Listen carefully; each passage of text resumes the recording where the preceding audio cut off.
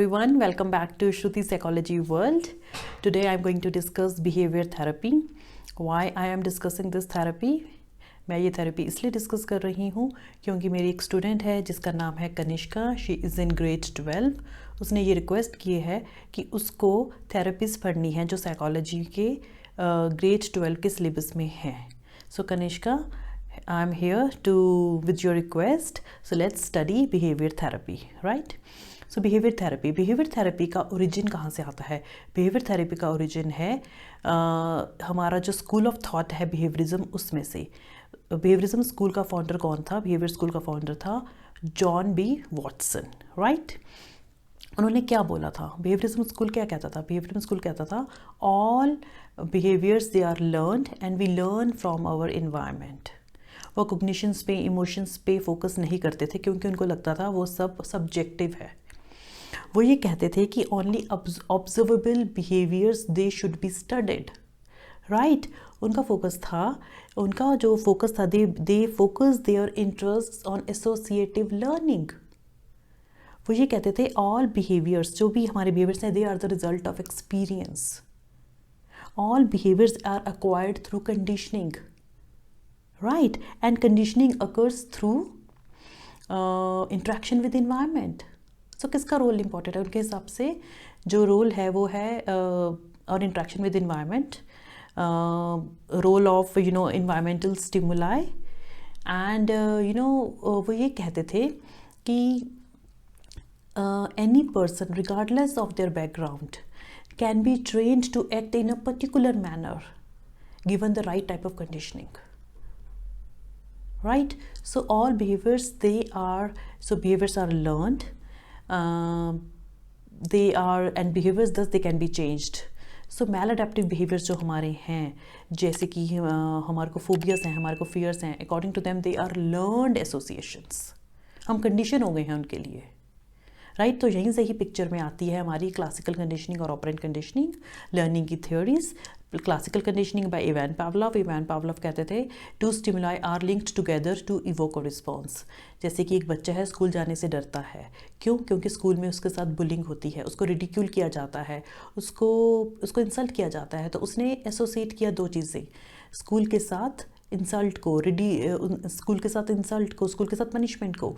तो जब वो दोनों चीज़ें ऐड हुई, इन दोनों की एसोसिएशन बनी, तो उसका रिस्पॉन्स आया फियर का. वो स्कूल जाने से डरने लग गया.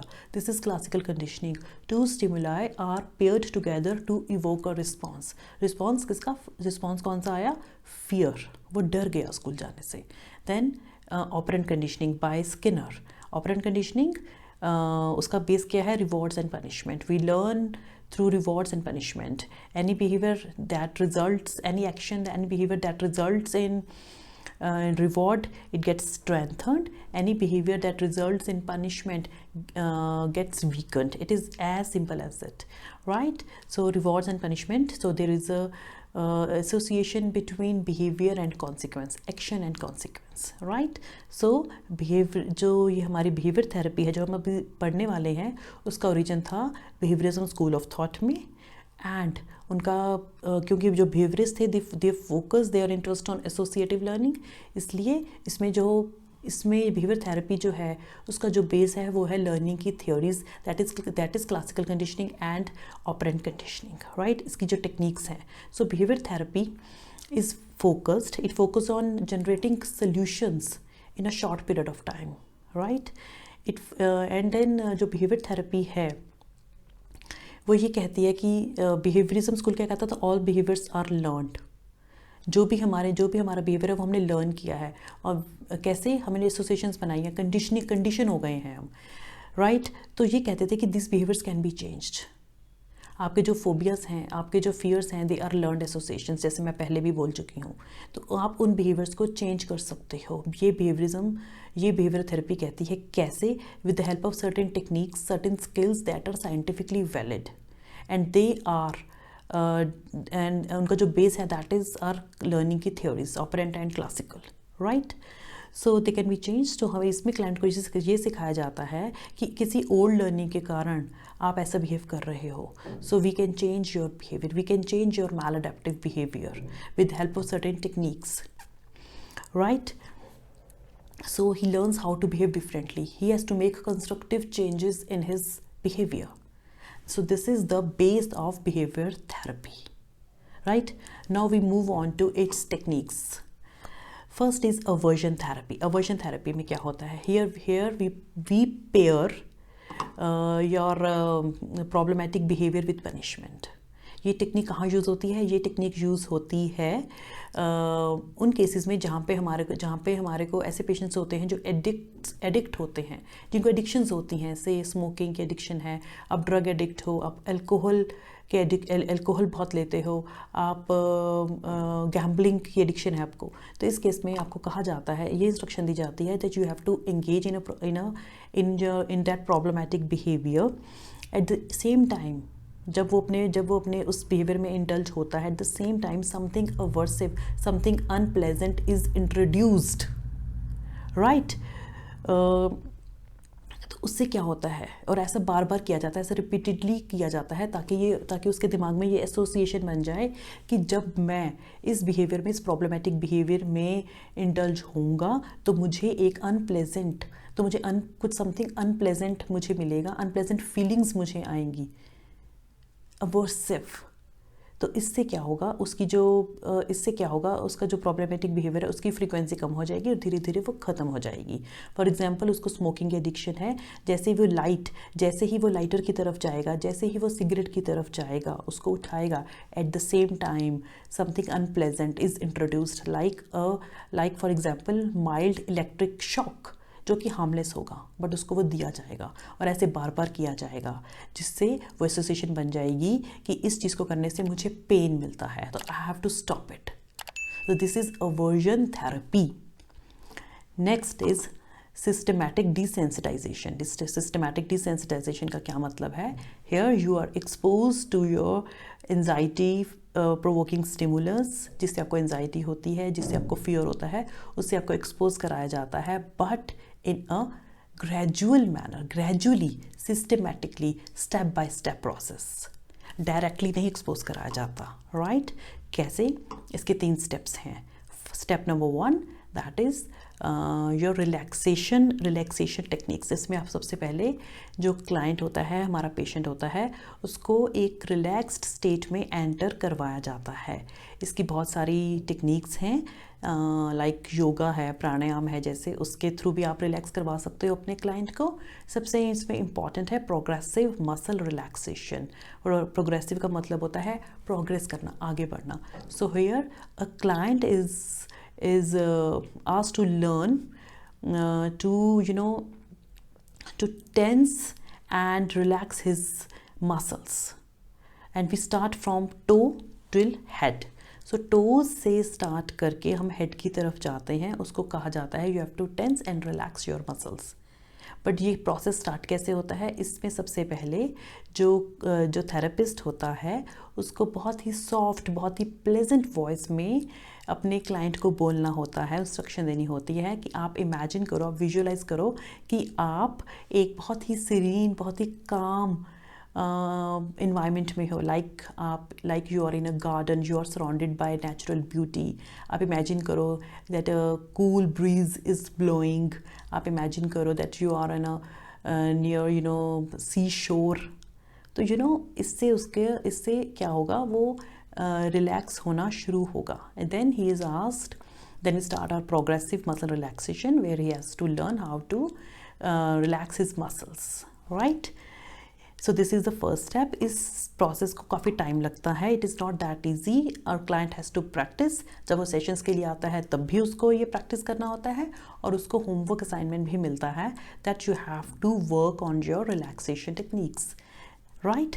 जब ये हम फर्स्ट स्टेप के लिए जब हमारा क्लाइंट रेडी हो जाता है, जब वो प्रैक्टिस कर लेता है, जब उसको रिलैक्स होना आ जाता है, then we move on to step number 2. That is here we create a fear hierarchy.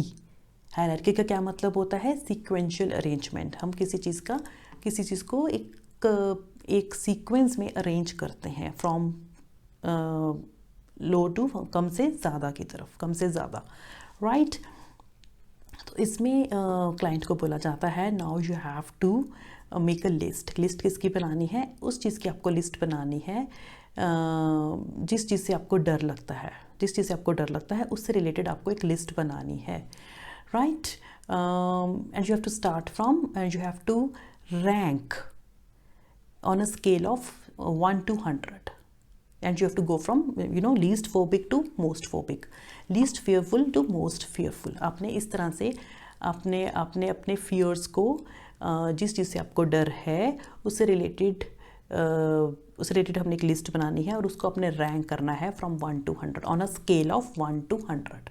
For example, आपको फियर है फ्लाइंग का, आपको इसका फोबिया है, you can not sit in an aeroplane, aircraft, आप नहीं बैठ सकते, आप ट्रैवल नहीं कर सकते, राइट। तो इसके लिए जो फियर्ड सिनारियो है, जो सिचुएशन होगी वो कैसे बनाई जाएगी, लीस्ट फेयरफुल से लेकर मोस्ट फेयरफुल तक। लीस्ट फेयरफुल हम उसको सिनारियोज देंगे, इसमें हम उसको कई सारे सिनारियोज देंगे, कम से ज़्यादा की तरफ बढ़ेंगे। उसको सबसे कम सिनारियो क्या होगा कि will talk about aeroplanes, will talk about flying.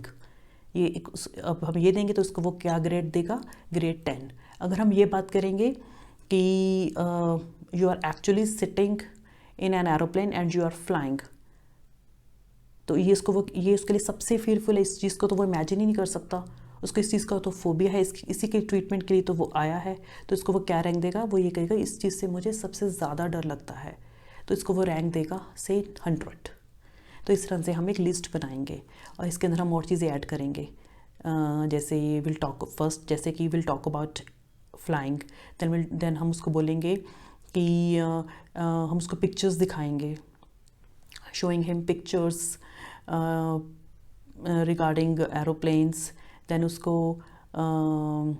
उसको आवाज़ सुनाएंगे, उसको एक टॉय एरोप्लेन देंगे, देन उसको दिखाएंगे कि एक्चुअल एरोप्लेन दिखाएंगे that is flying in the sky, then उसको नियर बाय एयरपोर्ट पे लेके जाएंगे, फिर उसको एयरपोर्ट के अंदर एंटर होना होगा, उसको एयरपोर्ट के अंदर वेट करना होगा उसकी लॉबी में बैठ के। देन हम उसको कहेंगे इमेजिन करो कि आप एक एरोप्लेन के अंदर बैठे हो। देन हम उसको एक शॉर्ट ट्रिप पे लेके जाएंगे एक्चुअल, जो कि सिर्फ 10 मिनट्स की होगी, फिर हम उसको एक लॉन्ग ट्रिप पे लेकर जाएंगे।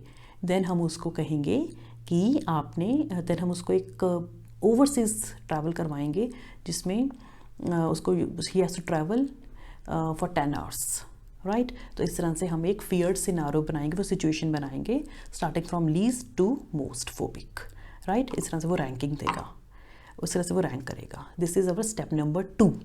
इसी तरह से ये सिचुएशन होगी जिसको फ्लाइंग का फोबियास होता है। इसी तरह से कई लोगों को फोबिया होता है कार्स का, जिनका अनफॉर्चुनेटली जिनका कोई एक्सीडेंट हो जाता है तो वो कार में बिल्कुल नहीं बैठते, तो उन लोगों के लिए भी हम इस तरह से हायरार्की बना सकते हैं। देन कई लोगों को डॉग्स का फोबिया होता है, कई लोगों को स्पाइडर्स का फोबिया होता है, लाइकवाइज। इस तरह से हम एक हायरार्की बनाते हैं depending upon your client, right. इसके बाद थर्ड स्टेप होता है डिसेंसिटाइजेशन, दैट इज़ हम उसको एक्सपोजर बोल सकते हैं। हम उसको एक्सपोज कराते हैं। ये 2 तरह का होता है, one is Vivo and one is imaginal. Vivo मतलब एक्चुअल में उसको फेस करना है, अपने उस फियर प्रोवोकिंग उस स्टिमुलस को, उस सिचुएशन को उसको एक्चुअल में फेस करना है, right. Again because this is systematic desensitisation, तो हम सिस्टमैटिक तरीके से चलते हैं, स्टेप बाय स्टेप चलते हैं, राइट। लाइक उसको क्राउडेड प्लेसेस का फोबिया है तो he has to go to that place. उसको कार्स का फोबिया है, he has to see the car and he has to get into that car. This is real, this is in vivo, actual में आपको expose किया जाता है, face करना है उस सिचुएशन को। दूसरा होता है इमेजिनल में आपको कहा जाता है कि you have to imagine that situation, vividly imagine करना है।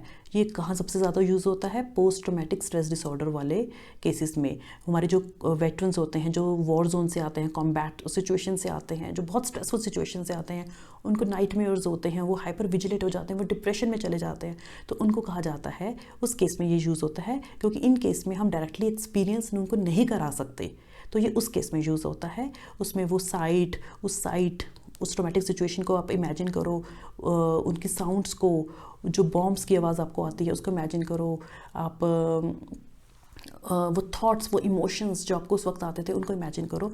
इस तरह से उनको इमेजिन कराया जाता है, but again in a systematic manner, step by step, least से मोस्ट की तरफ चलते हैं। जैसे ही वो हमें इशारा करते हैं कि I am feeling anxious, immediately हम उनको इमेजिन करवाना रोक देते हैं और उनको बोला जाता है कि focus on your breathing techniques, focus on that relaxation techniques, उन पे आप फोकस कीजिए। और धीरे धीरे हम चलते हैं unless they feel comfortable with that situation, right. So this is a long process, इसमें बहुत टाइम लगता है, बहुत सेशंस लगते हैं जब तक आप उस most frightening, most phobic situation तक नहीं पहुंच पाते, right? So this is systematic desensitization. Systematic because it is a step by step process. We move gradually, हम gradually आगे बढ़ते हैं। सिस्टमैटिक तरीके से आपको डिसेंसिटाइज कराया जाता है उस सिचुएशन से। So you learn how to, so आपको कोपिंग स्किल्स मिल जाती हैं and you learn how to cope up, how to stay calm, how to stay relaxed, and you change the way you look at certain objects and situations. आपको पता चल जाता है how to come out of that phobias, of that anxiety, right? So this is systematic desensitization. This topic is lengthy, so बाकी techniques हम अपने next video में discuss करेंगे, right? So we have discussed 2 techniques, aversion therapy and systematic desensitization, right? Stay tuned. Thank you.